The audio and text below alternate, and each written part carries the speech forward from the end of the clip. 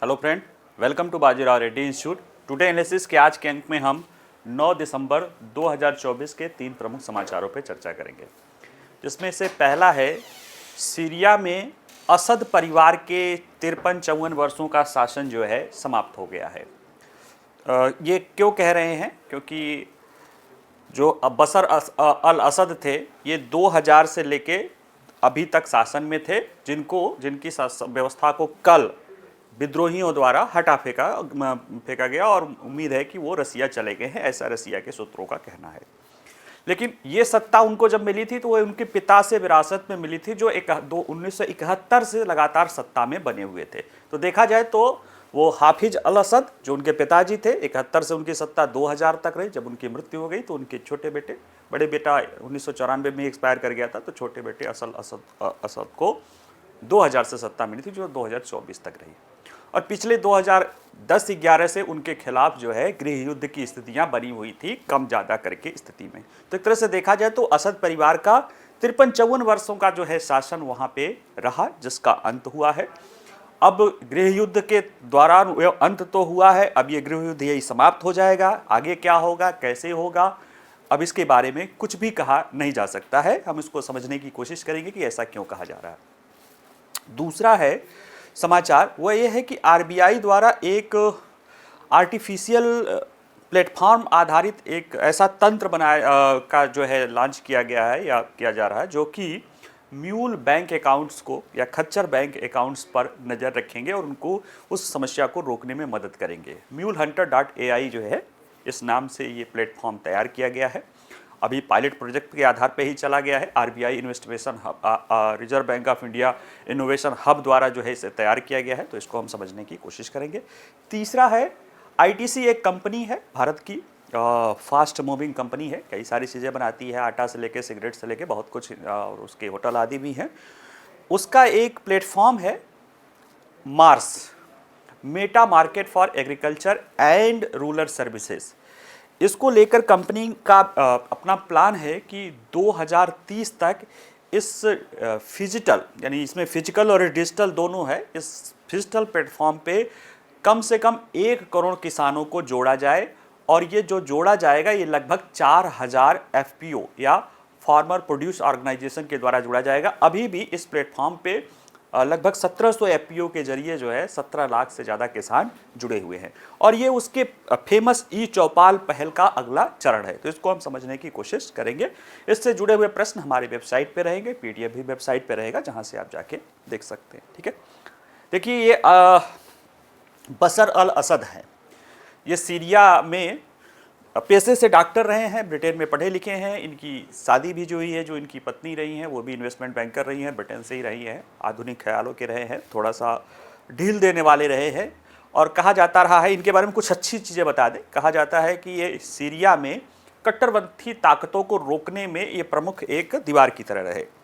और कई लोग इनको तानाशाह के रूप में कहते हैं, क्योंकि इनके नहीं बल्कि इनके पिताजी 1971 से लेके ये इनके पिताजी का 1971 से लेकर 2000 तक शासन था, जब तक वो मर नहीं गए। उनकी मृत्यु के बाद ये वहाँ पे राष्ट्रपति बने थे, और तब से लेकर अभी तक ये सत्ता पे रहे 8 दिसंबर 2024 तक, जबकि इन्होंने देश छोड़कर कहीं और जाने का फैसला न कर लिया। कुछ लोग कहते हैं उनके विमान का दुर्घटनाग्रस्त हुआ, जबकि रसिया के कुछ सूत्रों का कहना है कि असद जो है रसिया में शरण ले लिए हैं।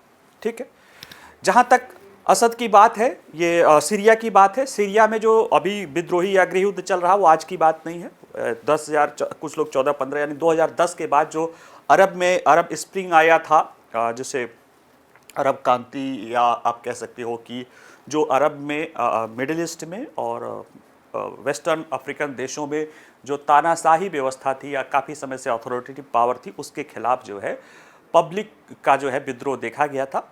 उसमें से कईयों की सफलता मिली, कई असफल हो गए। असद उसमें थे जिन्होंने उनको असफल किया था। कई उसमें और ज़्यादा खतरनाक आईएस के जन्म देने के कारण बने। कई जगह कुछ अच्छी बातें भी हुई, तो वो सारी चीज़ें चली। उसी की लड़ाई थी, 2010 से शुरू हुई थी और इसका पटाक्षेप हो गया है। अब जहाँ तक बात है कि क्या ये सीरिया के गृह युद्ध का पटाक्षेप हुआ है, तो ऐसा नहीं माना जाना चाहिए, क्योंकि वहाँ पे सीरिया में एक से अधिक कई सारे जो है विद्रोही आपस में लड़ रहे थे, जिनके हित अलग अलग थे, उद्देश्य अलग अलग थे। हालांकि लक्ष्य एक था कि असद की सत्ता को हटाना है, तो असद तो हट गए।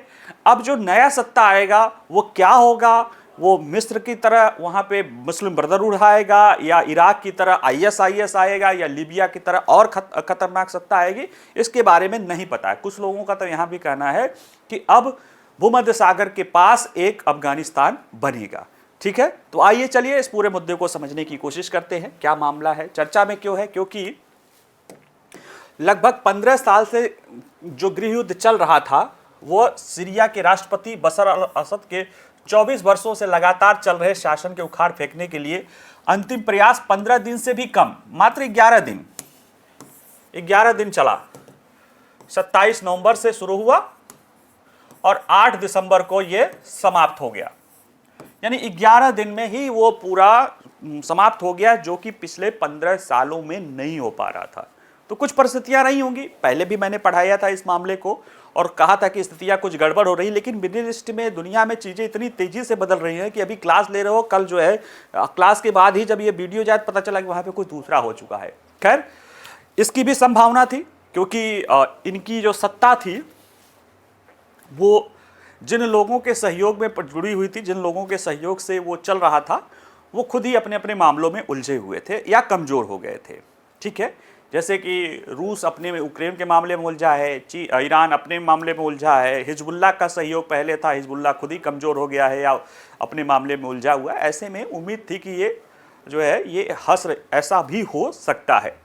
देखिए, ये जो विद्रोह का नेतृत्व कर रहा था हयात तहरीर अल शाम, STS है, इसके नेतृत्व में जो है इस्लामिक विद्रोहियों ने 8 दिसंबर को सीरिया की राजधानी दमिश्क पर कब्जा कर लिया और राष्ट्रपति असद अपने परिवार के साथ रूस चले गए। इसमें बहुत ज़्यादा हिंसा नहीं हुई, बहुत जल्दी हो गया।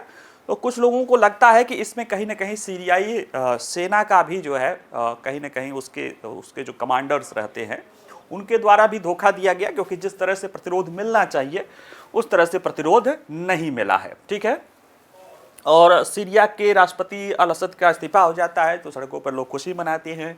और देखा जाए तो 2001 से देश पर शासन कर रहे असद का यह सत्ता 1971 से शासन कर रहे उनके पिता हाफिज अल असद से विरासत में मिला था। तो यह सत्ता भले बशर अल असद की 24 वर्षीय सत्ता गई है, लेकिन उसके पहले के भी 29 साल उनके पिता का है। यानी असद अल जो है जो फैमिली है, हाफिज असद अल और बशर अल असद, इन दोनों की पिता पुत्र की जोड़ी के 53 वर्षों का यानी असद परिवार के शासन का जो है एक तरह से पटाक्षेप हो गया।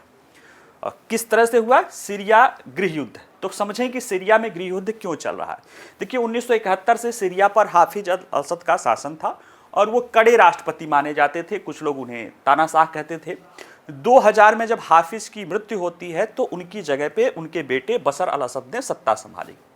और ये जो बशर अल असद है या हाफिज अल असद है, ये वहाँ की एक अलाव समुदाय है, शिया मुस्लिमों की समुदाय है, और हालांकि उनको अल्पसंख्यक माना जाता है सीरिया में, लेकिन वो सत्ता में और आर्थिक दृष्टि से काफ़ी संपन्न थे।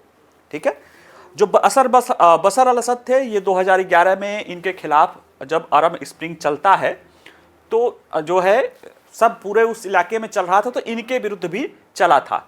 और जब इनके विरुद्ध चला था तो वो शुरू में जो है, चूँकि ये पढ़े लिखे ब्रिटेन में थे, इनकी पत्नी इन्वेस्टमेंट बैंकर थी, तो इन्होंने खुलापन लाया था। लेकिन उसका फ़ायदा भी हुआ वही जो पहले शक्ति संपन्न थे उसको, यानी इनके अलाव समुदाय को ही हुआ, जो कि भूमध्य सागर के तटीय इलाकों में से ज़्यादा है। तो जब पहली बार इनके खिलाफ आंदोलन चला था तो वो अहिंसक, उसमें ज़्यादातर अहिंसक था और मांग की गई थी कि हमें मूल्य वृद्धि से जो बचाव, बेरोजगारी प्रमुख मुद्दों से था। लेकिन असद सरकार ने जिस तरह से प्रतिक्रिया दी, जिस तरह से उसे दबाने की कोशिश की, क्योंकि उनको लगा कि ये पूरा जो ट्यूनीशिया वाला जो उस तरह से चल रहा था वहीं से अरब स्प्रिंग जो है उसी का है, और फिर जो है यहाँ पे सशस्त्र युद्ध चला। इसके बाद इसमें कई लोग शामिल भी हो गए और देखा जाए तो वहाँ पे कई गुट लड़ाके चल रहे थे उसमें। अब लेकिन सबका, यानी उसमें अभी देखेंगे तो STS दिखाएगा, इसमें कुर्द फोर्स दिखाएगा, तुर्की नेशनल आर्मी दिखाएगा, और भी बहुत सारे फोर्सेस थे, ISIS था, लेकिन सबका उद्देश्य एक ही था कि बशर अल असद को उखाड़ फेंकना है। ठीक है, तो वो इस चीज़ें हो गई हैं। अब विद्रोहियों ने देश के उत्तर पूर्व और पश्चिम इलाकों पर जब 2011 का हमला हुआ कब्जा कर लिया था, लेकिन असद ने उस हिस्से पर नियंत्रण कर लिया था। कैसे कि रूस ने बहुत ज़्यादा मदद की थी, हवाई सहयोग और बहुत कुछ। क्यों बताया था, अभी बता भी दूँ, रूस के इस सीरिया में लताकिया जो है उनका पोर्ट है, रूस पर उसका नियंत्रण है। और देखा जाए तो ब्लैक सी के बाहर ये एकमात्र जो है रूस का, या तो वो व्लादिवोस्टोक है, वहाँ से बात इस तरह का, यानी आप भूमध्य सागर के या जो इस इलाके का कहेंगे, इसमें जो है एकमात्र उसका रूस का कंट्रोल पोर्ट है। तारुस उनका जो है अपना नौसैनिक बेस भी है, वो भी सीरिया में है। तो रूस की अपनी दिलचस्पी रही है, अभी भी है, आगे क्या होता है पता नहीं, लेकिन अभी भी है। और ऐसे में रूस ने जब 2015 में हवाई हमला शुरू किया, विरोधियों को करना शुरू किया, तो कहीं ना कहीं जो है रूस को, असद को ताकत मिलती है। उस समय ईरान भी सहयोग कर रहा था, हिजबुल्लाह ने बहुत मदद की, और इस दौरान हिजबुल्लाह को काफ़ी प्रसिद्धि भी मिली। हिजबुल्लाह के लड़ाकों ने सीरियाई में काफ़ी कोशिश की, सीरिया की सेना भी की थी। और अंततः 2020 में एक अदिलाब का जो है, अदिलाब शहर है वहाँ का, वहाँ पे अदिलाब संधि होती है तुर्की और रूस के बीच में। और ये संघर्ष जो गृह युद्ध था, ये एक फ्रोजन कॉन्फ्लिक्ट के रूप में या जमे हुए संघर्ष के रूप में दब गया था। लेकिन एकाएक 4 साल बाद, लगभग 4 साल के बाद, ये एकाएक संघर्ष 27 नवंबर को शुरू हो जाता है, और 11 दिन में ही इसने अपनी 53 वर्ष के असद शासन को उखाड़ फेंका था। सीरिया में कौन किससे लड़ रहा था, कौन था? तो देखिए, सीरिया की राजधानी पर कब्जा करने वाले समूह का नेतृत्व कर रहा था हयात तहरीर अल शाम, STS, जिसका नेता है अबू मोहम्मद अल जोलानी। इसके बारे में थोड़ा बता दें, अबू मोहम्मद अल जोलानी बहुत फेमस ISIS का एक कमांडर, मतलब लीडर रहा था। अबू बकर अल बगदादी उसका लेफ्टिनेंट था, और सीरिया में ये लड़ रहा था, अरे सॉरी, इराक में ये लड़ रहा था सीरियाई ही, लेकिन ये इराक में अबू बकर अल बगदादी के साथ ये लड़ रहा था। और जब 2011 में सीरिया में हिंसक, या आप कह सकते हो हिंसक युद्ध शुरू हुआ, गृह युद्ध शुरू हुआ, तो उसने इसको भेजा कि जाओ तुम सीरिया में लड़ाई लड़ो। और उसने जो है एक फ्रंट बनाया, अलकायदा का ही, अलकायदा से ही वो आइसिस बना है, तो अलकायदा का ही एक शाखा बनाया, जबात अल नुसरा।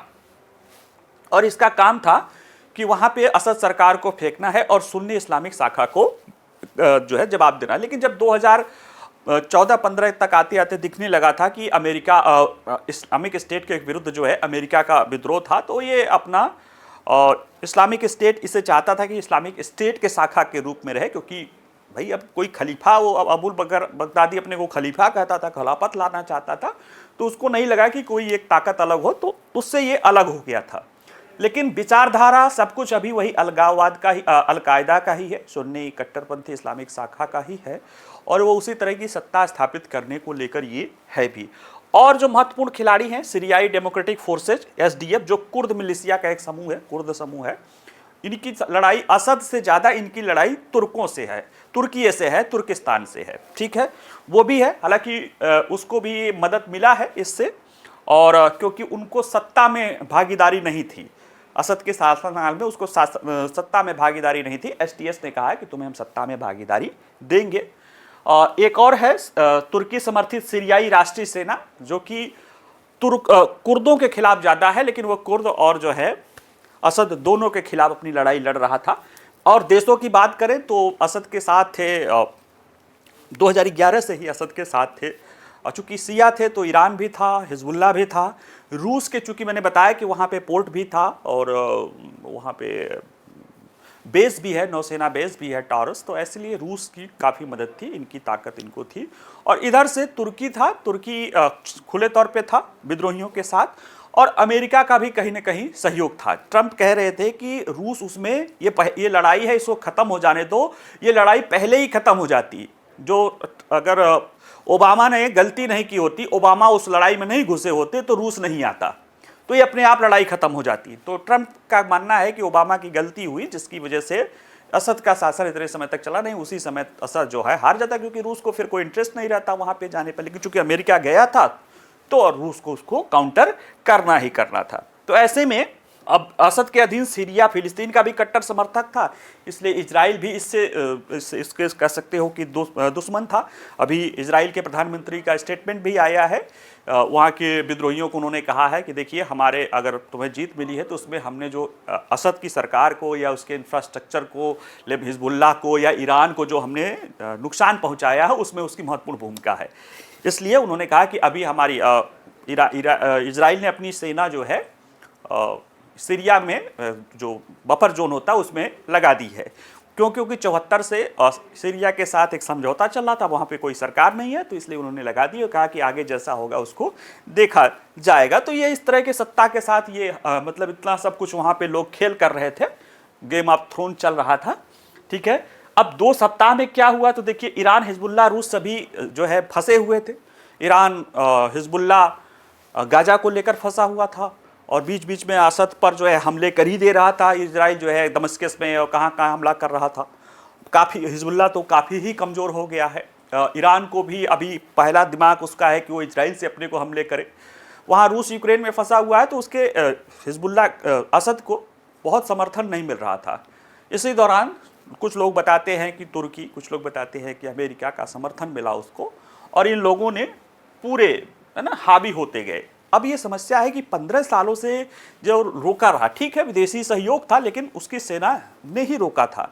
वो एकाएक कैसे ताश के पत्तों की तरह बिखर गया और बड़े आराम से आते चले गए। तो उसके पीछे कुछ लोग कहते हैं कि संभवतः इसमें बड़ी शक्तियों ने, जैसे कि इराक में वहाँ की जो सेना थी रिपब्लिकन गार्ड, उसके टॉप कमांडरों को घूस आदि देकर बहकाया था, उसी तरह के यहाँ पे भी सीरियाई सेना में भी यही चीज़ें की जा सकती है, ताकि क्योंकि सीरिया सेना ने कुछ बहुत ज़्यादा लड़ाई की नहीं, वो निश्चित रूप से अपने आते गए और वो धीरे धीरे पीछे भागते गए।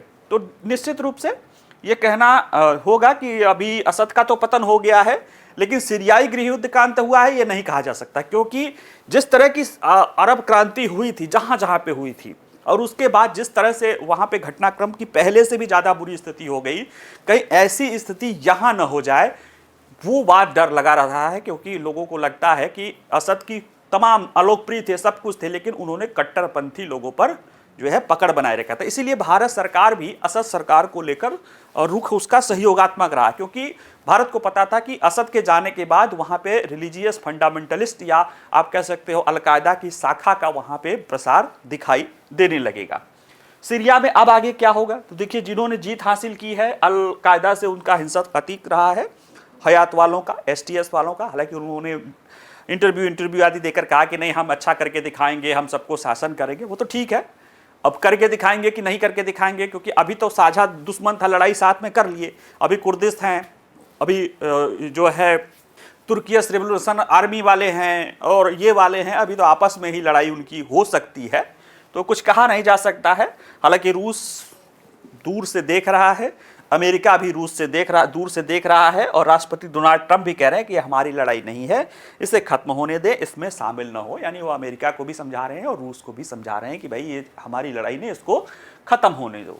भारत के साथ संबंध देखो, भारत शुरू में असद से, मैंने कहा ना कि असद ने कट्टरपंथियों को नकेल रखी थी, तो भारत वहाँ पे स्थिरता का, भारत या कोई भी देश स्थिर व्यवस्था के समर्थक रहा है, तो भारत वहाँ स्थिरता का समर्थक रहा। अब ये कहेंगे कि सर वहाँ पे तानाशाही, अरे भाई वहाँ पे किस देश में तानाशाही नहीं है? ईरान में नहीं है कि सऊदी अरब में नहीं है कि कतर में नहीं? क्या वहाँ चुनाव होता है? नहीं होता। मिडिल ईस्ट में किसी भी देशों में जो चुनाव दिखता भी वो भी नहीं होता सही ढंग से।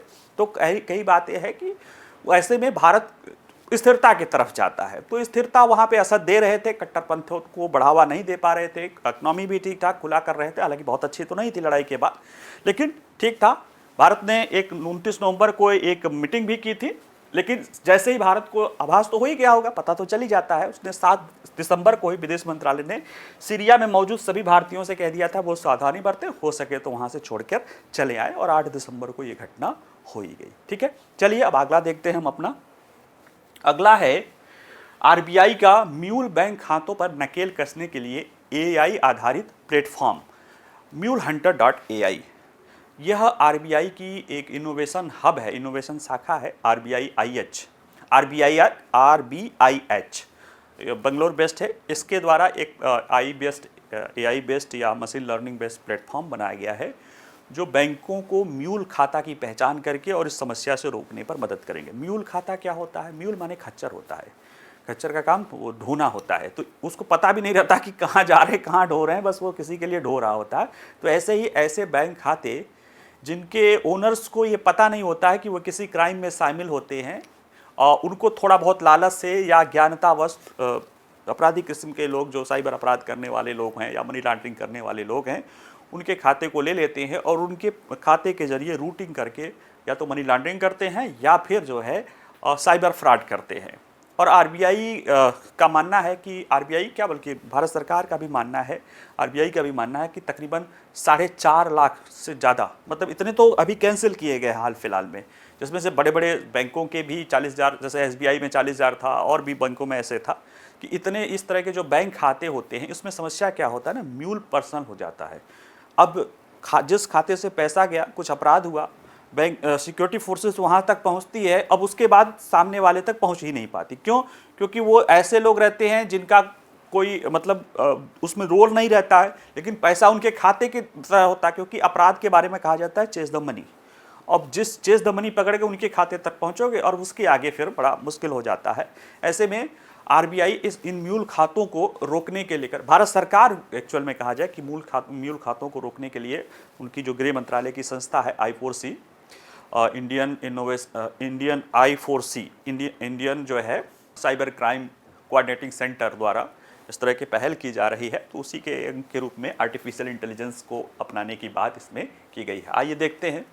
देखिए, रिजर्व बैंक ने 6 दिसंबर को कहा कि उसने एक आर्टिफिशियल इंटेलिजेंस संचालित मॉडल बनाया है, MuleHunter.ai नामक। ठीक है, यह बैंकों को म्यूल बैंक खातों की बढ़ती समस्या से निपटने में मदद करने के लिए डिज़ाइन किया गया है, और यह केंद्रीय बैंक की सहायक company reserve bank innovation hub जो बेंगलोर स्थित है, उसके द्वारा ये विकसित किया गया है। अभी ये पायलट प्रोजेक्ट के रूप में चलाया जा रहा है।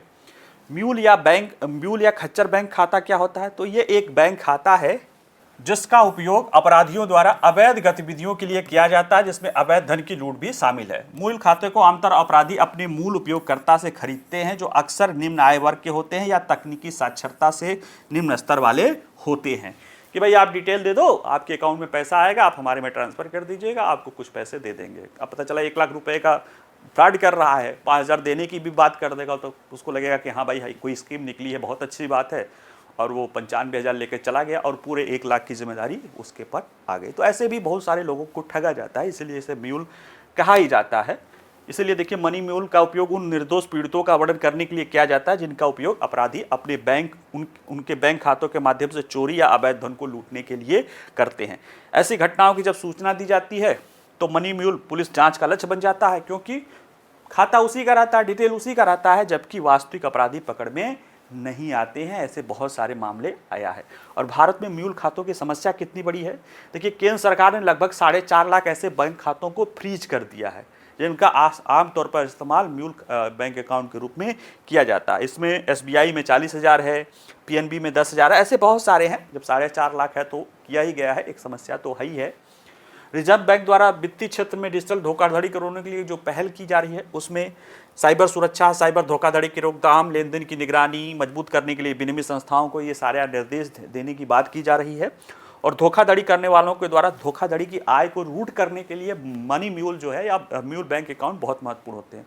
तो ऐसे में इस पर भी नकेल कसना जरूरी है। और इसी के पहल के रूप में बैंक ने, जो रिजर्व बैंकों ने आरबीआईएच के साथ मिलकर MuleHunter.ai मॉडल को विकसित करने की बाद आरबीआई ने कहा है कि इसके साथ मिलकर ये करो, और ताकि वित्तीय धोखाधड़ी के लिए म्यूल बैंक अकाउंट या खच्चर बैंक खातों को रोका जा सके। क्या होता है ये MuleHunter.ai क्या है और ये कैसे काम करता है? देखिए, जैसे जो म्यूल बैंक होते हैं, बैंक खाते होते हैं, वो ज़्यादातर गरीब लोगों के होते हैं। उसमें बहुत ज़्यादा ट्रांजेक्शन नहीं होता है, लेकिन कई बार उसमें एकाएक कई इस तरह के पैसे आते हैं, निकलते हैं, देखते हैं। तो ये जो आर्टिफिशियल मॉडल होता है ना, वो मशीन लर्निंग या आर्टिफिशियल लर्निंग, वो क्या करता है, पैटर्न को देख के बार बार देख करके कुछ चीज़ें वो ईजाद कर लेता है या कुछ चीज़ें वो समझता है। जैसे हमारा दिमाग होता है ना, कई सारी पैटर्न को, चीज़ों को देखते देखते हम समझ जाते हैं कि अच्छा ये चीज़ें होंगी तो गड़बड़ी वाले चिन्हित रहेंगी। और वही काम आर्टिफिशियल इंटेलिजेंस या ये मशीन लर्निंग के जरिए भी किया जा सकता है, और बहुत ज़्यादा तेज़ी से।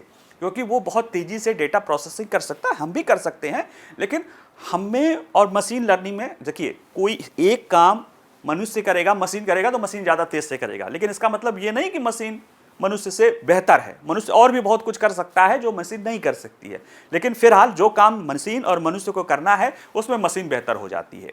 ठीक है, तो ऐसे में आर्टिफिशियल इंटेलिजेंस या मशीन लर्निंग का उपयोग करके उन म्यूल बैंक अकाउंट्स, कौन से अकाउंट्स म्यूल हैं कौन से नहीं हैं, ऐसे उनके जो सस्पेक्सिव या जो संवेदनशील या संदेशात्मक गतिविधियां होती हैं उनको जज करके ये उस तरह के खातों पर रोक लगा सकता है। और इसीलिए देखिए इनको 2 सार्वजनिक बैंक के क्षेत्रों में सफलतापूर्वक इनका परीक्षण भी किया गया है और इसे आगे ले जाने की बात भी की जा रही है। ठीक है, तो ये इस तरह से चीज़ें हैं। आरबीआई का म्यूल हंटर यह सुरक्षित और अधिक लचीले वित्तीय पारिस्थितिकी तंत्र की ओर एक परिवर्तनकारी कदम के रूप में है, क्योंकि राष्ट्रीय आपदा रिकॉर्ड ब्यूरो, राष्ट्रीय अपराध रिकॉर्ड ब्यूरो एनसीआरबी जिसे बोलते हैं, इसका डेटा बताता है कि साइबर अपराध की शिकायतों में 67.8% ऑनलाइन वित्तीय धोखाधड़ी से है। तो और वित्तीय धोखाधड़ी के जो भी मामले रहेंगे उसके लिए म्यूल अकाउंट का ही प्रयोग बहुत व्यवहार होता है। तो आप म्यूल अकाउंट पे रोक लगा देंगे, इसके बाद फिर वो जो पैसे लेंगे, है ना, जैसे कुछ लोग सोचते होंगे कि फ्रॉड करके पैसा किसी अकाउंट में ही जाता है तो उसको पकड़ क्यों नहीं लेते, क्योंकि जिनके अकाउंट में जा रहा होता है वो बेचारे खच्चर होते हैं, उनको कुछ भी नहीं पता। कहने का नहीं मतलब खच्चर मतलब उनको ये नहीं पता कि वो किस अपराध में जुड़े हुए हैं, उनको तकनीकी रूप से जानकारी नहीं, उन्हें बेवकूफ़ बना दिया जाता है छोटे छोटे लालच देकर, और उसके अनुसार वो अपना काम कर जाते हैं और बाद में जब फंसते हैं तो अब वही है कि अब उनका कुछ आप कर भी नहीं सकते हो। ठीक है, चलिए अगला देखते हैं। अगला है एक एग्रीकल्चर के सेक्टर में एक इनोवेटिव पहल है जिसमें डिजिटल टेक्नोलॉजी और आप कह सकते हो कि फार्मर प्रोड्यूस ऑर्गेनाइजेशन और निजी क्षेत्र की एक तरह से आप कह सकते हो केस स्टडी है या योजना है, जिससे कहीं ना कहीं किसानों को फ़ायदा हो रहा है। ये क्या है कि आईटीसी का जो है आईटीसी एक कंपनी है, फास्ट मूविंग कंपनी है, या आप कह सकते हो कि वो चीज़ें जो हम डेली वाइज बहुत यूज करते हैं उसमें है। उसने अपना उसका एक प्लेटफॉर्म है MARS, मार्स, यानी Meta market for agriculture and rural services. इस पे एग्रीकल्चर और रूरल सर्विसेज से जुड़े हुए एक डीजी या फिजिटल माने फिजिकल और डिजिटल आधार पे एक एडवांस ऐप उपलब्ध कराया जाता है, जिससे जुड़े हुए लोग इसमें जो आईटीसी क्या कर रहा है कि एफपीओ के माध्यम से इसमें जोड़ने का काम कर रहा है, और किसानों को जैसे उनसे जो चीज़ें खरीदनी है, फसल खरीद करनी है, जो उनको और भी एग्रीकल्चर सुविधाएं देने की बात है वो भी उपलब्ध करा रहा है, जिसका फ़ायदा निश्चित रूप से किसानों को होगा। साथ ही आईटीसी ने अभी वो प्लान बनाया है कि 2030 तक हम इस मार्स मॉडल से, अपना मार्स ऐप से हम कम से कम 1 करोड़ जो है किसानों को जोड़ सके, या 4000 एफपीओ के जरिए 1 करोड़ किसानों को जोड़ सके। तो आइए ज़रा समझने की कोशिश करते हैं क्या है।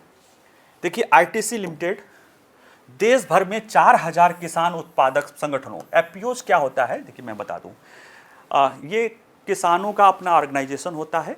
ढेर सारे किसान अपना एक रजिस्ट्रेशन करा लेते हैं एफपीओ के रूप में, और वो किसी न किसी फसल को खरीद बेच सकते हैं कि वो फार्मर प्रोड्यूस ऑर्गेनाइजेशन है, वो फार्मर जो उत्पादन करते हैं उसको करते हैं, और फिर उसके जरिए वो मंडी में भी बेच सकते हैं। कुछ एक तरह से आप कह सकते हो कि कॉन्ट्रैक्ट फार्मिंग है, लेकिन ये किसानों के अपने समूह द्वारा कॉन्ट्रैक्ट फार्मिंग की जाती है। ठीक है, इसमें इसका जो लक्ष्य है आईटीसी का कि 1 करोड़ किसानों को 2030 तक उन्नत कृषि और ग्रामीण सेवा के लिए अपने मेटा मार्केट या मार्स तक पहुंचने के लिए जो है वो लक्ष्य है। और अभी 1700 एफपीओ के माध्यम से लगभग 17 लाख किसान इस आईटीसी के मार्स से जुड़े हुए हैं। ये आईटीसी का एक सुपर ऐप है जो डिजिटल इकोसिस्टम है, जो फसलों और मौसम पर कस्टमाइज सलाह देता है, बीज और उर्वरक तक पहुंच के बारे में बताता है, मंडियों में कीमतों की जानकारी से लेकर बैंकों के साथ संपर्क तक की सेवाएं ये प्रदान करता है। ठीक है, आईटीसी कंपनी के मार्स के बारे में देखें तो ये एक उसकी लोकप्रिय पहल है ई चौपाल आईटीसी की, उसी का ये विस्तार माना जाता है, और किसानों के साथ संबंधों को मजबूत करने की दिशा में इसे कृषि व्यवसाय कहते हैं कि ऋण है। ये हैंड होल्डिंग उपायों के माध्यम से फसल ट्रेसेबिलिटी, गुणवत्ता तक पहुंच सुनिश्चित करने के लिए एक मजबूत तकनीकी प्रणाली सुनिश्चित करती है। क्या करती है आईटीसी की एफपीओ के जरिए एफपीओ से जुड़े हुए लोगों को उनके क्या फसल है, उनकी फसल के बारे में सूचना, मौसम के बारे में सूचना, अगर कोई टेक्नोलॉजिकल हेल्प चाहिए तो वो है, ड्रोन के जरिए निगरानी है, छिड़काव आदि। यानी ये सारी पहल जो किसानों के या कृषि के भले के लिए की जा सकती है, वो इस ऐप के जरिए वो उपलब्ध कराती है अपने एफपीओ को। एफपीओ से फिर बाहर उनके सदस्यों को जाता है। और इसमें आईटीसी का क्या है कि वो इसके जरिए वो उनसे फसलें भी खरीदती है और वो फसलें वो उनको गुणवत्तापूर्ण मिल जाती है। और चूंकि जुड़ाव रहता है तो वो फसल खरीदने में भी उनको कोई दिक्कत नहीं होती कि फिर वहीं उसी माध्यम से वो किसान के डोर टू, उनके किसान के दरवाजे से जाके ही फसलें खरीद देती है। ठीक है, वो देखिए इसमें पंजीकृत किसानों को फसल पोषक तत्वों, उर्वरक जैसे अनुकूलित कृषि इनपुट के बारे में जानकारी होती है। बैंकों के साथ साझेदारी के माध्यम में ऋण और कृषि तकनीकी साझेदारों, स्टार्टअप, ये सारी चीजें कि उपज को कैसे बेचा जाए, इन सब की सूचना वो वहां पे उपलब्ध कराया जाता है। ये किसानों को किसान क्रेडिट माध्यम से बैंक ऋण तक भी पहुंच उपलब्ध कराता है। और ये मार्स पारिस्थितिकी तंत्र का मतलब है कि आईटीसी कई स्टार्टअप, शोध संस्थान और अन्य भागीदारों के साथ मिलकर कृषि के क्षेत्र में विकास की मदद करेगा। आईटीसी की एक ई चौपाल पहल है जो 2000 से चल रही है और इतने राज्यों में है, 40 लाख किसान तक ये पहुंच है। और इन्हीं में से 17 लाख किसान एफपीओ के 17 लाख किसान 1700 एफपीओ के जरिए इसकी एडवांस फिजिटल जो है ऐप है मार्स तक, उससे भी जुड़े हुए हैं। इससे अगर देखा जाए तो आईटीसी 22 राज्यों में है और विभिन्न राज्यों में ये बढ़ भी रही है। यह गेहूं, धान, मक्का, सोयाबीन, मिर्च, जीरा से लेकर हरी मटर तमाम तरह के किसी उपजों को खरीदती है। एक उदाहरण है, जैसे ये किसानों से सीधे, उसके मंडियों से न जाके सीधे किसानों के द्वार से खरीदती है। जैसे एमपी के बारे में बता रहा है कि एमपी में इसने पिछले साल किसानों से 2.5 लाख टन जो है गेहूं खरीदा इस एफपीओ के जरिए। अपने डायरेक्ट नहीं, एफपीओ के जरिए, डायरेक्ट तो ऐसे खरीद नहीं सकते, लेकिन एफपीओ के जरिए चूंकि उन किसानों का ही है, इसने 2.5 लाख टन खरीदा। और एफसीआई के बाद ये दूसरा सबसे ज्यादा खरीदा। और किसानों को जो दाम इसके द्वारा दिया गया, ऐसा किसानों का मानना है कि वो जो मंडी का दाम है उससे कहीं ज्यादा दाम पे ये किसानों को उसके द्वार से ही चीजें खरीद लेती है, क्योंकि किसानों को पहले ही इनपुट देती है कि इस तरह के गुणवत्तापूर्ण फसलें करो और उनको जरूरत है, वो उसका इस्तेमाल उनके पास बड़े पैमाने पर वो चीजें कर सकते हैं। देखो, सरकार ये पहले से चाहती है कि ये चीजें हो, लेकिन बड़ी कंपनियों को लेकर डर भी लगा रहता है और इसीलिए सरकार कुछ क्षेत्रों में सहकारिता क्षेत्र को भी लाना चाहती है। लेकिन अगर कोई कंपनी अच्छा काम कर रही है, उसके द्वारा अब 40 लाख किसान उसके ई चौपाल पे जुड़े हैं, 17 लाख किसान उससे मार्च से जुड़े हैं, लाभ पा रहे हैं, तो इसमें कोई बुराई नहीं है किसानों की आय बढ़ाने को लेकर। क्योंकि जो निजी क्षेत्र है लाभ जरूर कमाएगा। याद रखिएगा, आप लाभ सोचेंगे कि कोई आपके लिए काम करे और लाभ न कमाए तो आप समझ लीजिए कि वो आपका गला ही रेतेगा। कोई भी अगर व्यापारी है या मार्केट में है, या तो वो फिर हानि उठा के तो कोई काम नहीं करेगा, तो लाभ लेगा, बशर्ते ये है कि वो आपको लाभ कमा रहा है, आपको लाभ दिला रहा है कि नहीं, उपभोक्ताओं को लाभ हो रहा है कि नहीं, इस पे हमें ध्यान देने की जरूरत है। तो ये उसी तरह का एडवांस आप कह सकते हो कि एग्रीकल्चर प्रोड्यूस एंड उसके मार्केट से जुड़ा हुआ एक एडवांस पहल है, उसको आप देख लीजिएगा। बाकी इससे जुड़े हुए प्रश्न वेबसाइट पे रहेंगे, वहां से आप जाके प्रश्न को सॉल्व कर लीजिएगा और पीडीएफ भी मिल जाएगा। बाकी कोई प्रश्न होगा तो आप कमेंट्स करके पूछ सकते हैं। बाकी पढ़ते रहिए, मुस्कुराते रहिए। नमस्कार, धन्यवाद।